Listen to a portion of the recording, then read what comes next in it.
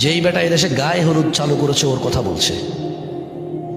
1450 বছর আগে আল্লাহর নবী বলছে ওই বেটার কথা, যেই বেটা বলতেছে যে বিয়ের মধ্যে গান বাজনা বাজা দেবে, মলেকা বানুর বিয়া গো কি জানের পরে বিয়ের বাজনা বাজে।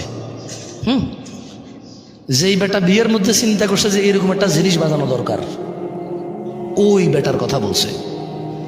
যেই বেটা বলছে বিয়ের মধ্যে ছেলে পক্ষ মেয়ের বাড়িতে আসবে কুলা ধান হলিদ মরিচ নিয়া, যে বেড়ির বিয়ে করবো ওই বেড়ি সহ ওই বেড়ির বোন যত আছে শাস্তো মামাতো আলাতো পাড়াতো চাচাতো খালাতো ফুপাতো সব বেড়িরে ওই যে বেটা বিয়ে করবো ওই বেটার বন্ধু বান্ধব মিলা হলুদ মেখে দিবে। ওর কথা বলছে যেটা চালু করছে, ওর কথা বলতেছে যে বলেছে রেস্টুরেন্টে গান বাজাইতে হবে তাইলে কাস্টমার টিকে থাকবে, ওই বেটার কথা বলছে।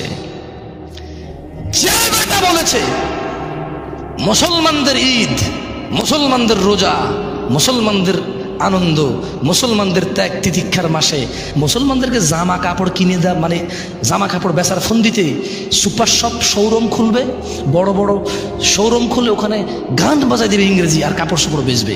হ্যাঁ, মুসলিমরা পাগল হয়ে গেছে, সারা মাস রোজা রেখে জামা কাপড় কিনতে যায়, গান না শুনলে মুসলিমরা পাগল হয়ে যাবে, এদেরকে গান শোনাও, ভালো করে তোমার কাপড় সাপড়ের দোকানে গান বাজায় দাও, মৃদু সাউন্ডে ইংলিশে এভাবে ইংরেজিতে গাইবে, কিছু তোমার বুঝে আসবে না।